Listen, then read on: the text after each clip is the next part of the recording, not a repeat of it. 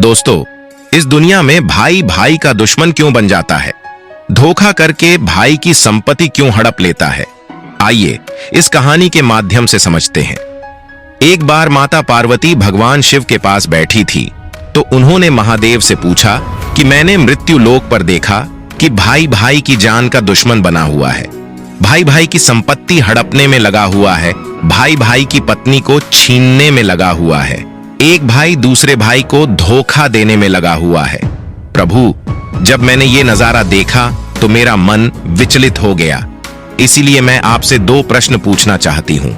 यदि आप मेरे प्रश्नों का उत्तर देकर मेरे मन को संतुष्ट कर दें तो आपकी बड़ी कृपा होगी। फिर भगवान महादेव कहते, हे पार्वती, ठीक है, तुम अपने दोनों प्रश्न बताओ, मैं तुम्हें तुम्हारे दोनों प्रश्नों के उत्तर देकर तुम्हारे मन को संतुष्ट करने का पूरा प्रयास करूंगा। माता पार्वती कहने लगी, प्रभु, मेरा पहला प्रश्न है कि भाई भाई का दुश्मन क्यों बन जाता है। मेरा दूसरा प्रश्न है, भाई का हिस्सा हड़पने वाले व्यक्ति को कौन सी सजा मिलती है। फिर भगवान शिव कहते हैं, हे पार्वती, तुम्हारे दोनों ही प्रश्न बहुत ही महत्वपूर्ण हैं। जो भी इन प्रश्नों से प्राप्त ज्ञान को अपने जीवन में उतारेगा वो कभी भी अपने भाई का दुश्मन नहीं बनेगा। वो अपने भाई का हिस्सा कभी भी नहीं हड़पेगा। वो अपनी भाई की पत्नी को कभी छीनने की कोशिश नहीं करेगा। भगवान शिव कहते हैं, मैं तुम्हें तुम्हारे दोनों प्रश्नों के उत्तर देने से पहले एक छोटी सी कहानी सुनाता हूं। इस कहानी को बहुत ही ध्यान से सुनना। यदि तुमने इस कहानी को ध्यान से सुना तो निश्चित ही तुम्हारे दोनों प्रश्नों का उत्तर तुम्हें मिल जाएगा और तुम्हारा मन पूरी तरह से संतुष्ट हो जाएगा। फिर माता पार्वती भगवान शिव को कहानी पूरी सुनने का वचन देती हैं और कहती हैं, आप कहानी शुरू कीजिए, मैं कहानी को पूरा मन से सुनूंगी। दोस्तों, तो कहानी शुरू करने से पहले मेरा आप सभी से अनुरोध है कि आप हमारी कहानी में खो जाएं, उससे पहले हमारे चैनल को सब्सक्राइब करके बेल आइकन अवश्य दबा लें, जिससे हमारी हर वीडियो का नोटिफिकेशन सबसे पहले आप तक पहुंच सके और आप हमारी हर वीडियो से प्राप्त ज्ञान को अपने जीवन में उतार सके। तो ले कहानी शुरू करते हैं।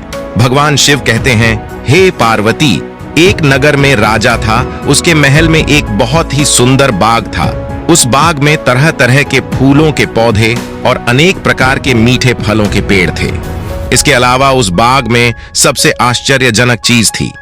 एक सेब का पेड़ था जिसमें सोने के सेब लगते थे। उस राजा ने उस पेड़ की देखभाल के लिए खास इंतजाम कर रखा था। जब इसके फल पकते थे तो चौकीदार रात दिन उस पेड़ का पहरा दिया करते थे ताकि कोई सोने का सेब चुरा ना सके।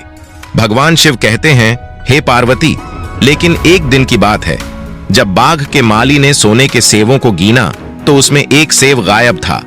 माली तुरंत दौड़ता हुआ राजा के पास पहुंचा और राजा को सेब के पेड़ पर एक फल कम होने की खबर दी।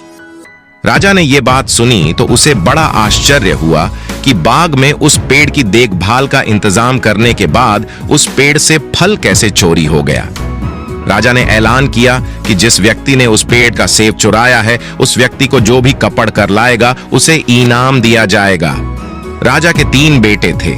सबसे बड़ा राजकुमार राजा से कहने लगा, पिताजी, रात को मैं बाग में पहरा दूंगा और चोर को पकड़ने की कोशिश करूंगा। फिर राजा ने अपने बड़े बेटे यानी बड़े राजकुमार को बाग में पहरा देने का आदेश दिया और चोर को पकड़ने की इजाजत दे दी। वो बड़ा राजकुमार रात में पहरा देने लगा, लेकिन 2 घंटे बाद ही बड़े राजकुमार को नींद आ गई और वो सो गया। भगवान शिव कहते हैं, हे पार्वती, वो राजकुमार सुबह उठकर उसने सेबों को गिना तो वो देखकर चकित रह गया कि रात भर में एक सेब और गायब हो गया। फिर इसके बाद दूसरी रात को मझले राजकुमार ने पहरा देने का काम संभाला तो उसे भी नींद आ गई और तीसरे दिन भी सेब चोरी हो गया। पेड़ से लगातार फल चोरी होने से वो राजा बड़ा चिंतित था और दरबारी की भी समझ में नहीं आ रहा था कि क्या किया जाए। ये सोचते हुए सब उदास बैठे थे। इतने में सबसे छोटा राजकुमार आया और उसने कहा कि आज की रात मैं पहरा दूंगा और चोर को पकड़ लूंगा। भगवान शिव कहते हैं, हे पार्वती, राजा सबसे छोटे राजकुमार से खुश नहीं रहता था। वो छोटे राजकुमार को हमेशा मूर्ख समझता था और फिर जब छोटा राजकुमार राजा से कहता है कि आज रात को मैं पहरा दूंगा और चोर को पकड़ कर लाऊंगा, तो राजा उसे डांटते हुए कहता है कि तुम क्या समझते हो, क्या तुम्हें इसमें सफलता मिलेगी? बड़े राजकुमार इस काम में असफल हो चुके हैं। तुम अपना काम करो, तुम्हारे बस की बात नहीं है। लेकिन छोटा राजकुमार नहीं माना। उसने राजा से प्रार्थना की और बोला उसे एक मौका दिया जाए। वहीं अंत में राजा राजी हो गया। भगवान शिव कहते हैं, हे पार्वती, फिर सबसे छोटा राजकुमार रात में पहरा देने लगा। उसने तय किया कि वो किसी भी हालत में नहीं सोएगा और चोर को जरूर पकड़ेगा। वही जब आधी रात हुई और रात के 12 बजे का समय हुआ तो राजकुमार ने देखा कि एक सुंदर सोने की चिड़िया कहीं से उड़ती हुई आई और सेव के पेड़ पर बैठ गई। फिर उसने देखते देखते सोने का एक सेव तोड़कर अपनी चोंच में पकड़ लिया। छोटा राजकुमार जाग रहा था। राजकुमार ने फौरन निशान साधा और तीर चला दिया, लेकिन तीर चिड़िया को नहीं लगा और वो पंख फड़फड़ कर उड़ गई। राजकुमार का तीर उस चिड़िया के पंख पर लगा और एक सोने का पंख टूटकर जमीन पर आ गिरा। भगवान शिव कहते हैं, हे पार्वती, फिर दूसरे दिन सुबह राजकुमार ने राजा को सारी बात बता दी और वो सोने का पंख राजा के सामने रख दिया। पंख इतना सुंदर और इतना कीमती था कि राजा उसे देखता ही रह गया। राजा ने कहा, अगर उस चिड़िया का एक पंख इतना सुंदर है तो चिड़िया कितनी सुंदर होगी। मैं चाहता हूं कि उस चिड़िया को पकड़ कर लाओ। भगवान शिव कहते हैं, हे पार्वती, फिर सबसे पहले बड़ा राजकुमार इस काम के लिए रवाना हुआ और चलते चलते एक जंगल में पहुंचा। वहां उसने एक लोमड़ी को एक पेड़ के नीचे आराम करते देखा। फिर राजकुमार ने शिकार के लिए मौका देखकर तीर अपने धनुष पर चढ़ा लिया। वो तीर छोड़ते ही वाला था कि लोमड़ी ने चिल्लाकर कहा, राजकुमार, मुझे मत मारो। मुझे पता है कि तुम सोने की चिड़िया की खोज में निकले हो। तुम मेरी राय मानो तो तुम्हारा काम जल्द ही पूरा हो जाएगा। तुम इसी रास्ते से सीधे चले जाओ। शाम होने पर तुम एक गांव में पहुंचोगे। वहां तुम्हें आमने सामने 2 सराय मिलेगी। वहीं एक सराय खूब सजी सजाई और दूसरी सराय बहुत ही भद्दी दिखाई देगी। तुम एक काम करना, जो सराय बहुत सजी सजाई दिखाई दे, सुंदर सी दिखाई दे, तुम उसके अंदर मत जाना। यदि तुम ऐसा करोगे तो तुम्हारा काम बहुत ही आसानी से हो जाएगा।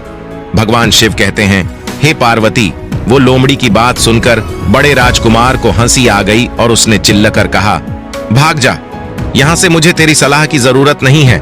और ऐसा कहकर बड़े राजकुमार ने लोमड़ी पर तीर छोड़ दिया। लेकिन लोमड़ी बहुत चालाक थी, वो बचकर भाग गई। बड़ा राजकुमार आगे चला गया। शाम को जब एक गांव में पहुंचा तो उसने देखा कि सड़क के किनारे सचमुच में 2 सराय थी। उसमें से एक सराय सजी सजाई थी और उसके अंदर से लोगों के नाचने गाने की आवाज आ रही थी। वहीं दूसरी सराय बहुत भद्दी थी और वहां अंधेरा था। राजकुमार ने लोमड़ी की बात पर गौर नहीं किया और राजकुमार सजी सजाई सराय में ठहर गया। थोड़ी देर में वो भूल गया कि वो असल में सोने की चिड़िया की खोज में निकला था, क्योंकि जो सजी सजाई सराय के अंदर जो भी व्यक्ति जाता था वो अपने जिस काम के लिए आता था उस काम को भूल जाता था। इसीलिए राजकुमार भी उस चिड़िया के बारे में भूल गया। जब काफी समय बीत गया और बड़ा राजकुमार नहीं लौटा तो मझला राजकुमार सोने की चिड़िया की खोज में चल पड़ा। वो भी उसी तरह चलते चलते जंगल में पहुंचा तो वही लोमड़ी उसे भी मिली और फिर उसी लोमड़ी ने मझले राजकुमार को भी वही बात बताई जो बड़े राजकुमार को बताई थी। मगर मझले राजकुमार ने भी उस लोमड़ी की बात पर कोई ध्यान नहीं दिया। जब शाम को वो उस गांव में पहुंचा तो बड़े राजकुमार की तरह सजी सगाई सराय में ठहर गया और वहां के नाच गान के रंग में मस्त होकर वो भी अपना काम भूल गया। यहां तक कि उसे घर लौटने की भी सुध नहीं रही। भगवान शिव कहते हैं, हे पार्वती, अंत में सबसे छोटे राजकुमार ने राजा से कहा कि मैं सोने की चिड़िया की खोज में जाऊंगा। तो राजा को विश्वास नहीं हुआ और वो कहने लगा, जब उससे बड़े दोनों राजकुमार इस काम में सफल नहीं हुए तो तुझे सफलता कैसे मिल सकेगी। लेकिन छोटे राजकुमार ने जिद की और उसके जिद करने पर राजा ने अपने छोटे राजकुमार को इजाजत दे दी। भगवान शिव कहते हैं, हे पार्वती, वो छोटा राजकुमार तैयार होकर सोने की चिड़िया की खोज में निकला गया। वो भी चलते चलते जंगल में पहुंच गया। उसे भी लोमड़ी मिली। राजकुमार ने लोमड़ी की बात को ध्यान से सुना तो लोमड़ी से कहा, ठीक है, तुम जैसा कहती हो मैं वैसा ही करूंगा। राजकुमार लोमड़ी से कहता है, अब तुम जाओ, मैं तुम्हें नहीं मारूंगा। छोटे राजकुमार की बात सुनकर के वो लोमड़ी खुश होकर बोली, तुम सबसे अच्छे लड़के मालूम पड़ते हो। तुमने मेरी बात का मजाक नहीं बनाया और मुझ पर तीर नहीं चलाया। मैं तुमसे बहुत खुश हूं और मैं तुम्हारी मदद करूंगी। तुम एक काम करो, आओ तुम मेरी पूंछ पर बैठ जाओ, मैं तुम्हें उस सराय तक पहुंचा देता हूं जिस सराय में तुम्हें रुकना है, और वहां से तुम्हारा काम बहुत ही आसान हो जाएगा। वहीं देखते देखते उस लोमड़ी की पूंछ काफी बड़ी हो गई और राजकुमार उस पर बैठ गया। उसके बैठते ही लोमड़ी हवा में उड़ने लगी और थोड़ी ही देर में मैदानों और पहाड़ों को पार करके उस गांव में जा पहुंची। वहीं राजकुमार ने उस लोमड़ी की सलाह को मानकर छोटी और पुरानी सराय में ही अपना डेरा डाल दिया। वो सजी सजाई सराय में नहीं गया और उस दूसरी सजी सजाई सराय से काफी दूर रहा। भगवान शिव कहते हैं, हे पार्वती, फिर दूसरे दिन सुबह उठ करके जब वो आगे बढ़ा तो कुछ दूर चलने पर उसे वो लोमड़ी फिर से रास्ते में मिल गई। लोमड़ी ने उससे कहा, अब मैं तुम्हें बताती हूं कि आगे तुम्हें क्या करना है। लोमड़ी ने कहा, तुम सीधे चलो, आगे चलने पर तुम्हें एक बहुत बड़ा किला मिलेगा जिस पर सिपाही पहरा देते होंगे। तुम सिपाहियों से डरना नहीं और सीधे अंदर चले जाना, क्योंकि उस समय वो सिपाही सो रहे होंगे, और तुम बेधड़क होकर किले में घुसते जाना और उनके कमरों को पार करते हुए उस जगह पर पहुंच जाना जहां लकड़ी के एक मामूली पिंजरे में सोने की चिड़िया बंद होगी, और वहां पर पहुंच करके तुम चिड़िया को पिंजरे से सहित उठाकर किले से बाहर ले आना। लेकिन एक बात याद रखना, चिड़िया के पिंजरे के पास ही एक बहुत सुंदर सा सोने का पिंजरा भी तुम्हें दिखाई देगा।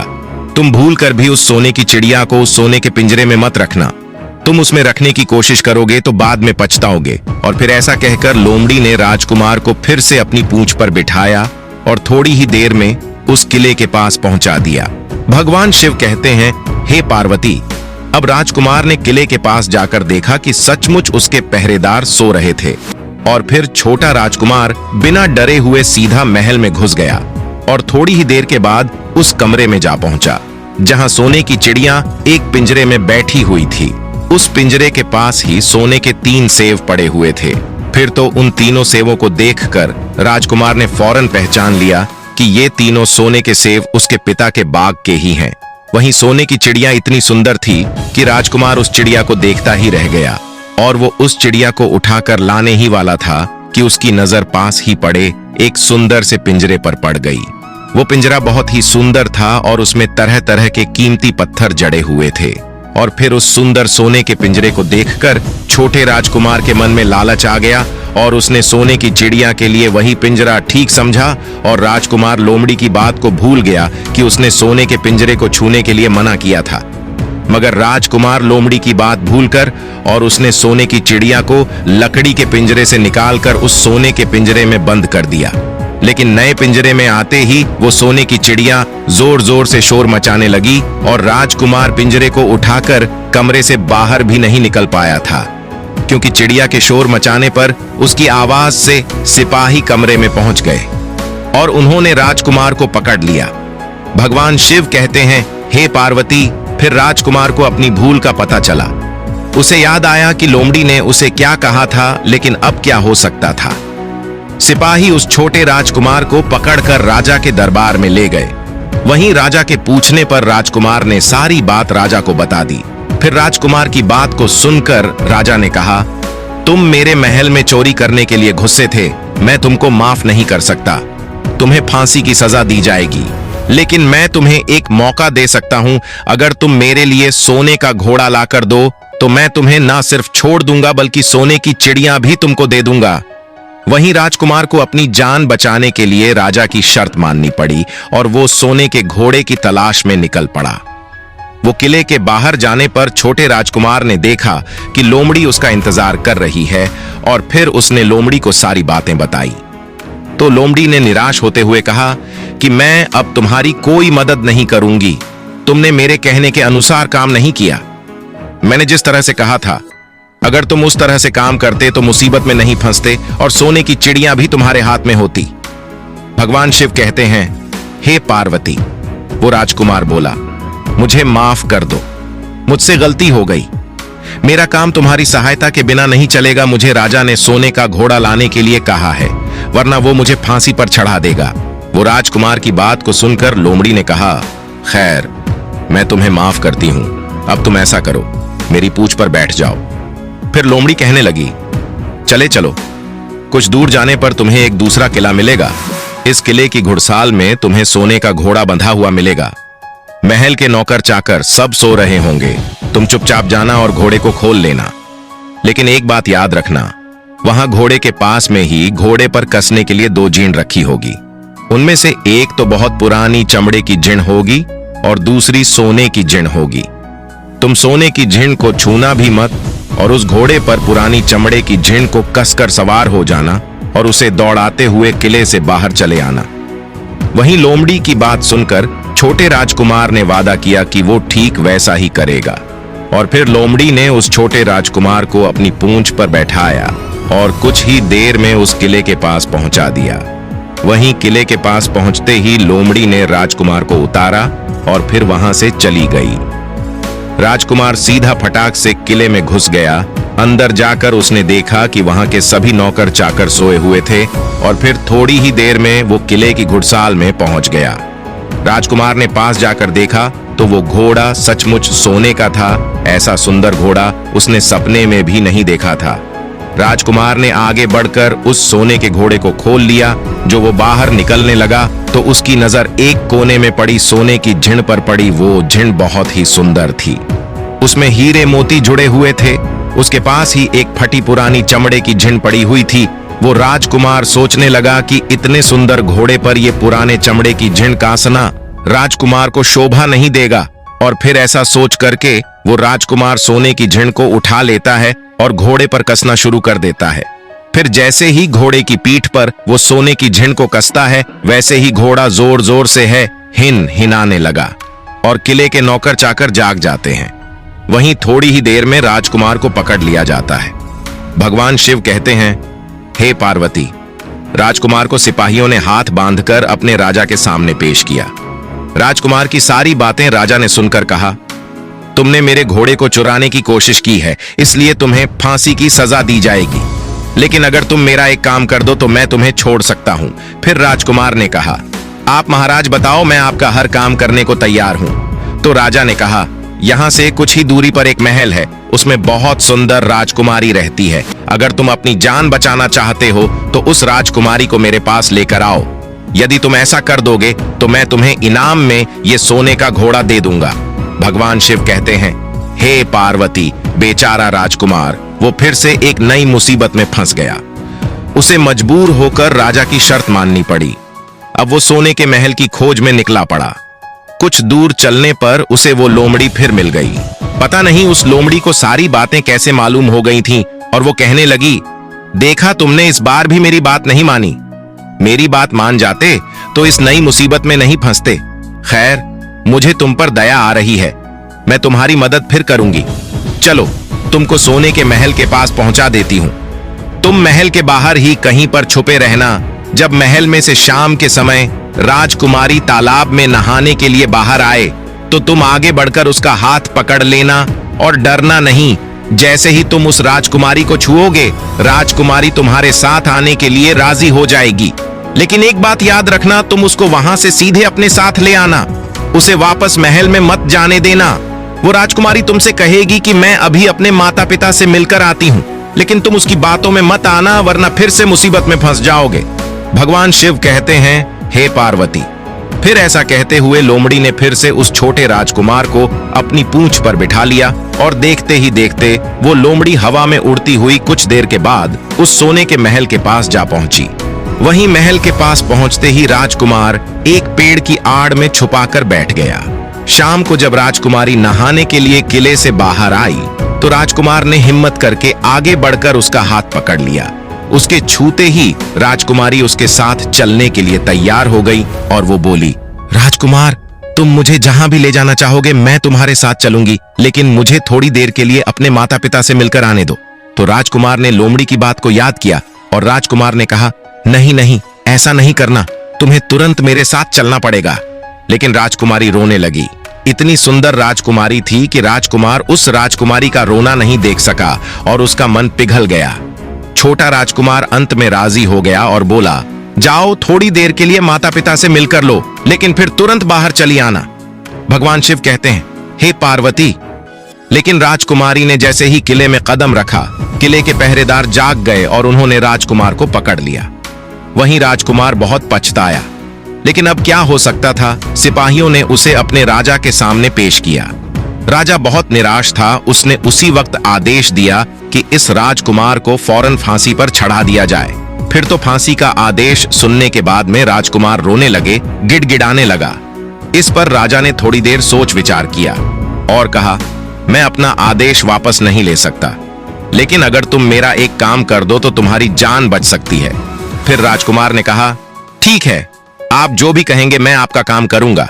तो राजा ने कहा, हमारे किले के ठीक सामने एक बहुत बड़ा पहाड़ है। इसके कारण हमारे किले की सुंदरता नष्ट होती है। अगर तुम 8 दिन में इस पहाड़ को खोदकर साफ कर दो तो हम तुम्हें क्षमा कर देंगे और राजकुमारी का विवाह भी तुम्हारे साथ कर देंगे। वही राजकुमार किले के बाहर आकर पहाड़ को देखने लगा। उसके हाथ में एक छोटी सी कुदाली थी।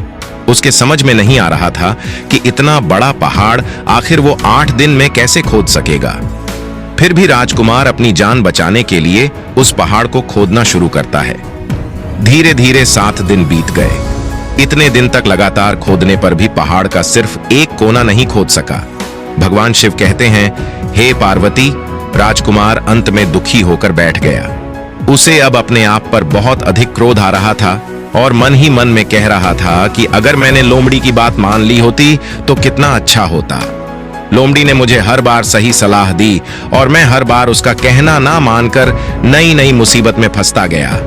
भगवान शिव कहते हैं, हे पार्वती, राजकुमार इस तरह सर झुकाए बैठा था कि अचानक उसे अपने पैरों के पास उस लोमड़ी की पूंछ हिलती दिखाई दी। फिर उसने नजर उठाकर देखा तो सचमुच वही लोमड़ी खड़ी थी। फिर लोमड़ी ने मुस्कुराते हुए कहा, क्यों, क्या हाल है? इस बार तो तुम्हारी मदद करने की मेरी जरा भी इच्छा नहीं थी, लेकिन मैं 7 दिन से तुमको पहाड़ खोदते हुए देख रही हूं। मुझे तुम पर दया आ गई और मैं तुम्हारी मदद के लिए चली आई। जाओ, तुम बहुत थक गए हो, सो जाओ। मैं थोड़ी ही देर में तुम्हारा काम पूरा कर दूंगी। और फिर इस बार राजकुमार ने तय कर लिया था कि अब वो लोमड़ी जैसा कहेगी वो वैसा ही करेगा। और फिर चुपचाप उठ करके वो राजकुमार एक तरफ सोने के लिए चला गया। वहीं थोड़ी ही देर में राजकुमार को नींद आ गई और सुबह जब वो सो करके उठा तो उसे अपनी आंखों पर विश्वास नहीं हो रहा था। वहां कहीं भी पहाड़ का नामो निशान नहीं था और महल का सुंदर दृश्य दिखाई दे रहा था। फिर तो राजकुमार सीधा राजा के पास पहुंचा। राजा उसके काम से बहुत खुश था। उसने तुरंत ही अपने वादे के अनुसार राजकुमारी के साथ उसका विवाह कर दिया। जब राजकुमार उस सुंदर राजकुमारी के साथ में कुछ दूर चला तो उसे रास्ते में फिर वही लोमड़ी मिली। लोमड़ी कहने लगी, बधाई हो राजकुमार, राजकुमारी के साथ तुम्हें देख करके मुझे बड़ी खुशी हो रही है, लेकिन अब तुम्हें सोने का घोड़ा और सोने की चिड़िया भी प्राप्त करनी चाहिए, क्योंकि वे दोनों चीज तुम्हारे ही लायक है और तुम उन्हें आसानी से प्राप्त कर सकते हो। भगवान शिव कहते हैं, हे पार्वती। फिर राजकुमार बोला, लेकिन भला मुझे सोने का घोड़ा और सोने की चिड़िया कैसे मिल सकती है? मैं तो इस राजकुमारी को भी उस राजा के लिए लेकर जा रहा हूं जिसने राजकुमारी के बदले में मेरी जान बख्शी थी। फिर लोमड़ी कहने लगी, नहीं राजकुमार, तुम ऐसा काम कभी मत करना। इस राजकुमारी के साथ में तुम्हारा विवाह हुआ है, अब ये सिर्फ तुम्हारी है। अगर तुम मेरे कहने के अनुसार काम करो तो तुम्हें सोने का घोड़ा और सोने की चिड़िया भी मिल जाएगी। तुम सबसे पहले इस राजकुमारी को लेकर सोने के घोड़े वाले राजा के पास जाओ। राजा जब राजकुमारी को देखेगा तो खुश हो जाएगा और खुश होकर वो तुमको सोने का घोड़ा दे देगा। फिर तुम घोड़े पर सवार हो जाना और सवार होकर के सबसे विदा लेना। वहीं राजकुमारी से तुम बाद में विदा लेना। और जैसे ही तुम राजकुमारी के पास पहुंचो तो तुम हाथ पकड़कर घोड़े के ऊपर खींच लेना और घोड़े को दौड़ा देना, क्योंकि सोने का घोड़ा इतना तेज दौड़ता है कि दुनिया का तेज से तेज घोड़ा भी उसकी बराबरी नहीं कर सकता है।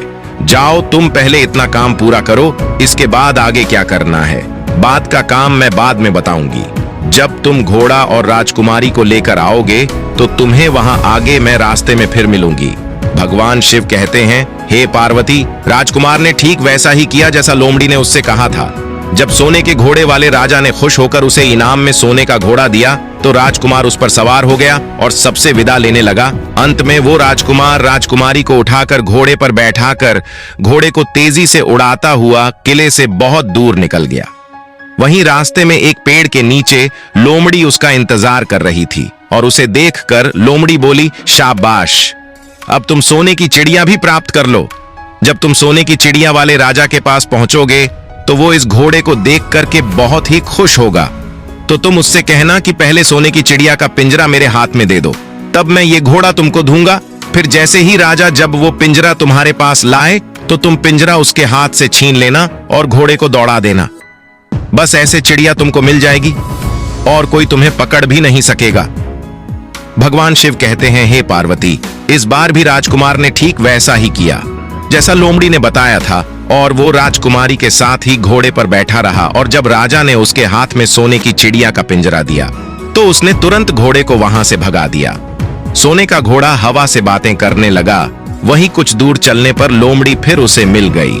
राजकुमार ने उससे कहा, तुमने मेरी बहुत बड़ी मदद की है। तुम्हारी वजह से मुझे न सिर्फ सोने की चिड़िया मिली बल्कि सोने का घोड़ा और इतनी सुंदर राजकुमारी भी मिल गई। बताओ मैं तुम्हें क्या इनाम दूं? मैं तुमको कुछ न कुछ देना चाहता हूं। फिर राजकुमार की बात को सुनकर वो लोमड़ी कहने लगी, अगर तुम खुश हो तो मेरा एक काम कर दो, तुम मुझ पर एक तीर चला करके मुझे मार दो। इस समय तुम यही सबसे बड़ा काम मेरे लिए कर सकते हो। फिर लोमड़ी की बात सुनकर राजकुमार कहने लगा, भला ऐसा कैसे हो सकता है? तुमने मेरी इतनी मदद की है और मैं बदले में तुम्हें मार दूं? ऐसा कभी नहीं कर सकता। फिर तो ऐसा सुनकर के वो लोमड़ी बहुत दुखी हुई और बोली, अगर तुम मेरा ये काम नहीं कर सकते हो तो फिर ठीक है, जाओ, लेकिन जाने से पहले तुम्हारी भलाई के लिए मैं तुम्हें दो बातें बता रही हूं। हमेशा ध्यान रखना। पहली बात तो ये है कि कभी भी किसी भी कुएं की दीवार पर मत बैठना, और दूसरी बात, ऐसे लोगों के लिए कभी धन खर्च मत करना जिन्हें फांसी मिलने वाली हो। भगवान शिव कहते हैं, हे पार्वती। फिर लोमड़ी की बात सुनकर राजकुमार बोला, तुम भी अजीब हो, तुम्हारी बातें मेरी समझ में नहीं आती हैं। भला मैं कभी कुएं की दीवार पर क्यों बैठूंगा और ऐसे आदमियों पर धन खर्च क्यों करूंगा जिनको फांसी दी जाने वाली हो? लेकिन लोमड़ी ने उसकी बात का कोई जवाब नहीं दिया और अलविदा कह करके लोमड़ी वहां से चली गई। भगवान शिव कहते हैं, हे पार्वती, लोमड़ी के चले जाने के बाद में राजकुमार सोने का घोड़ा दौड़ाता हुआ आगे बढ़ा तो राजकुमारी उसके साथ बैठी हुई थी और सोने की चिड़िया का पिंजरा भी उसके हाथ में था। वहीं कुछ ही देर में राजकुमार उसे छोटे गांव में जा पहुंचा जिसमें वो दोनों सराय थीं। गांव के लोग और खास तौर से बच्चे उसको देखने के लिए बाहर निकल कर आए। सोने के घोड़े पर इतनी सुंदर राजकुमार के साथ बैठी एक राजकुमारी को देखकर के सभी सराय वाले चकित थे। इतने में ही राजकुमार ने देखा कि गांव के बगीचे में एक जगह बहुत से लोग जमा हैं और कुछ शोर हो रहा है। फिर राजकुमार के पूछने पर लोगों ने बताया कि वहां पर दो आदमियों को फांसी देने की तैयारी हो रही है।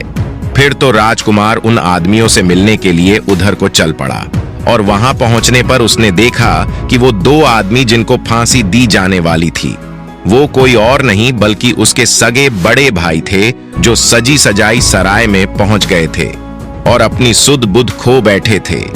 वहीं तरह तरह के बुरे काम करते थे और जुआ खेलते थे और जुए में बहुत सारा धन हार चुके थे। उन्होंने लोगों से बहुत सारा रुपए उधार ले लिया था और इन्हीं सब बातों से चीड़ करके गांव वाले उन दोनों बड़े राजकुमारों को फांसी पर चढ़ाने जा रहे थे। भगवान शिव कहते हैं, हे पार्वती भाई, आखिरकार भाई होता है।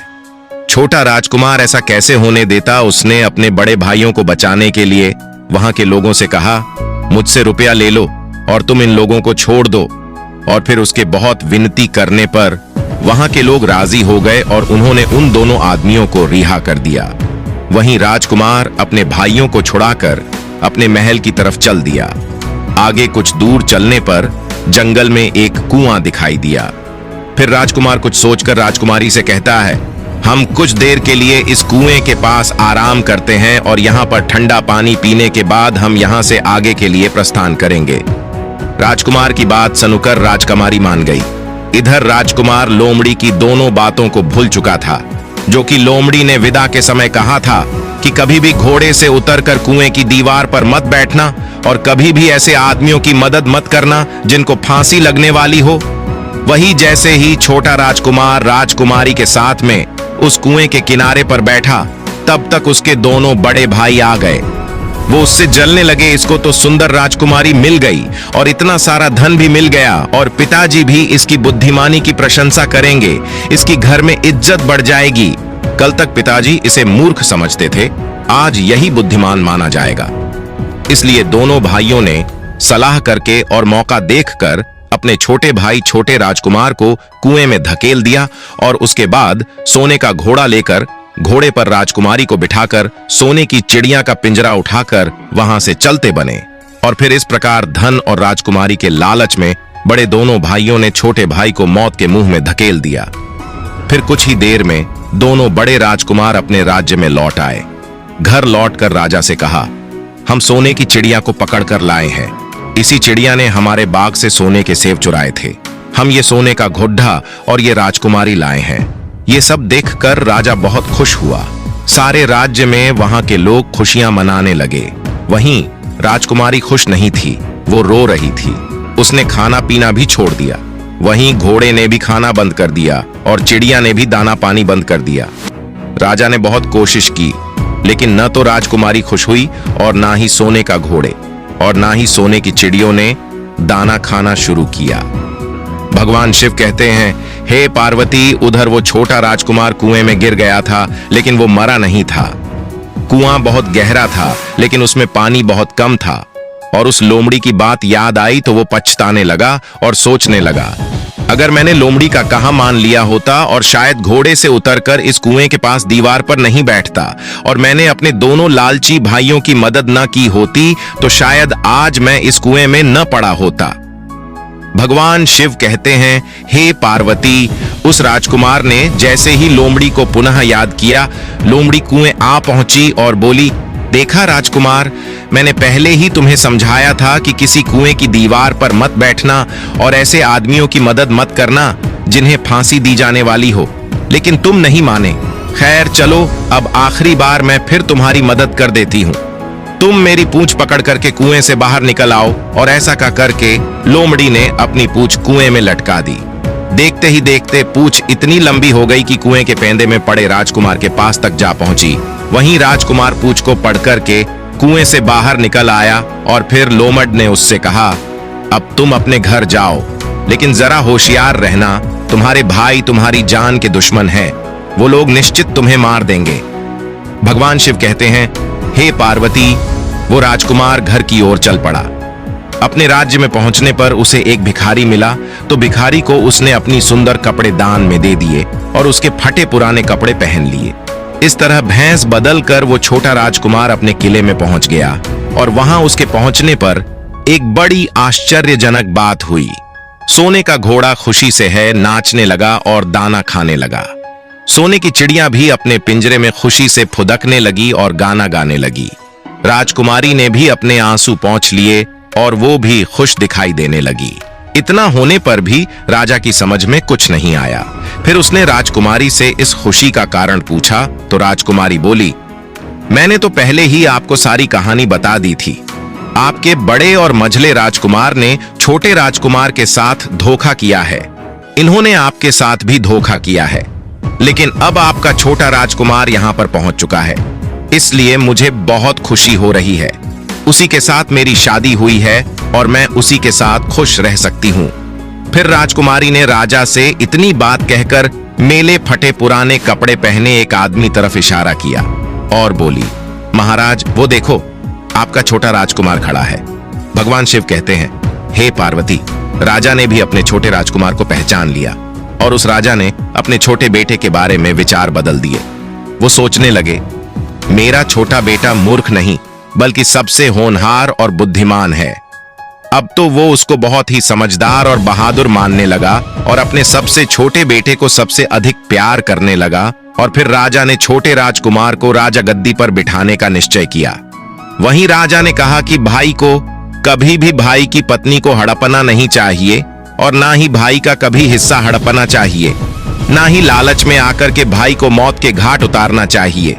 जो भी भाई अपने भाई के साथ में ऐसा करता है उसे दंडित अवश्य किया जाना चाहिए। राजा कहता है कि बड़े और मझले राजकुमार ने अपने छोटे भाई को ही धोखा नहीं दिया बल्कि राजा को भी धोखा दिया है। इससे राजा अपने बड़े राजकुमारों से बहुत नाराज था और फिर उसने दोनों बड़े राजकुमारों को सजा देने का ऐलान किया और अपने राज्य से हमेशा के लिए निकलवा दिया। और राजा कहने लगा, जो भाई भाई की पत्नी को छीनता है, जो भाई के साथ में गलत व्यवहार करता है, जो भाई के धन को हड़पता है, ऐसे भाई को हमेशा के लिए घर से बेघर होना पड़ता है। यही विधि का विधान है। भगवान शिव कहते हैं, हे पार्वती, जब राजा ने अपने दोनों बड़े राजकुमारों को राज्य से हमेशा के लिए निकलवा दिया, उसके बाद में बड़ी धूमधाम के साथ राजकुमारी के साथ राजकुमार का विवाह किया और फिर छोटा राजकुमार राजकुमारी के साथ में सुखी से रहने लगा। वो छोटा राजकुमार उस लोमड़ी को नहीं भूला था जिसने उसकी सहायता की थी और एक दिन समय निकालकर वो जंगल में उस लोमड़ी की खोज में निकला। बहुत ढूंढने के बाद में एक पेड़ के खोखले भाग में उसने उस लोमड़ी को चुपचाप बैठा हुआ देखा। लोमड़ी बहुत उदास थी और पहले से बहुत ज्यादा कमजोर हो गई थी। राजकुमार को देखते ही लोमड़ी ने उसे पहचान लिया और कहा, आओ राजकुमार, आज इधर कैसे आना हुआ? तो राजकुमार ने कहा, मैं आज तुम्हें ही ढूंढने के लिए आया हूं। चलो मेरे बाग में आराम से रहना, वहां तुम्हें किसी तरह की तकलीफ नहीं होगी। यहां तो जंगल में तुम्हें खाने पीने की तकलीफ होती होगी और जंगली जानवरों और शिकारी का डर हमेशा बना रहता होगा। लोमड़ी ने कहा, नहीं राजकुमार, मैं यहां पर ठीक हूं और भला अब तुम्हें मेरे दुखों से क्या लेना देना? तुम्हारा काम निकल गया। अब तुम राजकुमारी के साथ में सुखपूर्वक अपने महल में राज करो। भगवान शिव कहते हैं, हे पार्वती। फिर लोमड़ी की बात सुनकर छोटा राजकुमार बोला, नहीं, तुमने मेरा बड़ा उपकार किया है। मैं तुम्हें इनाम देना चाहता हूं और अपने साथ ही रखना चाहता हूं। राजकुमारी भी बहुत खुश होगी, वो भी तुमसे मिलना चाहती है। तो लोमड़ी ने कहा, अगर तुम सचमुच मुझे इनाम देना चाहते हो तो मेरा एक काम कर दो। मैंने तुमसे पहले भी कहा था कि तुम तीर चलाकर मुझे मार दो, इसी से मेरा लाभ होगा। असल में मैं तुम्हें अपनी कहानी सुनाती हूं। एक जादूगर ने मुझ पर जादू कर रखा है। मैं लोमड़ी नहीं हूं, मुझे उसके जादू के प्रभाव से लोमड़ी के रूप में रहना पड़ रहा है। मैं तो इस देश का राजकुमार हूं जहां की राजकुमारी से तुम्हारा विवाह हुआ है। असल में वो राजकुमारी मेरी छोटी बहन है जिसके साथ में तुम्हारी शादी हुई है। अगर तुम तीर चलाकर मुझे मार दोगे तो मैं इस जादू के प्रभाव से मुक्त हो जाऊंगा और फिर से राजकुमार बनकर अपने देश लौट सकूंगा। वहीं छोटा राजकुमार इस बात को सुनकर एकदम से आश्चर्य में पड़ गया और फिर उसने फौरन अपने धनुष पर तीर चढ़ाया और लोमड़ी के ऊपर छोड़ दिया। तीर लगते ही वो लोमड़ी मर गई और उसमें से एक सुंदर सा राजकुमार निकल आया। फिर दोनों राजकुमार आपस में गले मिले और इसके बाद दोनों राजकुमार वापस महल में लौट आए। वहीं राजकुमारी अपने भाई से मिलकर बहुत ही खुश हुई। अंत में भगवान शिव कहते हैं, हे पार्वती, तुम्हारा पहला प्रश्न था कि भाई भाई का दुश्मन क्यों हो जाता है, तो समझ लो धन के लोभ में आकर व्यक्ति भाई जैसे पवित्र रिश्ते को भूल जाता है और धनवान होने के चक्कर में भाई भाई की हत्या कर देता है। मगर राजकुमार की भाइयों की तरह जो भाई ऐसा करता है, एक दिन उसका सर्वनाश हो जाता है। भगवान शिव कहते हैं, हे पार्वती, तुम्हारा दूसरा प्रश्न था भाई का हिस्सा हड़पने वाले व्यक्ति को कौन सी सजा मिलती है। तो समझ लो भाई का हिस्सा या उसकी पत्नी या उसका धन हड़पने वाले को व्यक्ति को घर से बेघर होना पड़ता है। जिस प्रकार राजकुमार के दोनों भाइयों को राजा ने राज्य से हमेशा के लिए निकाल दिया और वो घर से बेघर हो गए। इसलिए भाई जैसे पवित्र रिश्ते को कभी कलंकित नहीं करना चाहिए। भाई भाई के बीच में जहां प्रेम रहता है वो घर स्वर्ग के समान होता है। फिर तो माता पार्वती कहने लगी, प्रभु, आज की कहानी सुनकर के मेरा मन प्रफुल्लित हो गया। वास्तव में एक भाई को हमेशा दूसरे भाई की मदद करनी चाहिए, ना कि उसको बर्बाद करना चाहिए। तो मित्रों, यदि आपको भी अपने भाई से प्यार हो तो आप इस चैनल को सब्सक्राइब करें और भगवान शिव और पार्वती के लिए एक लायक करना ना भूलें।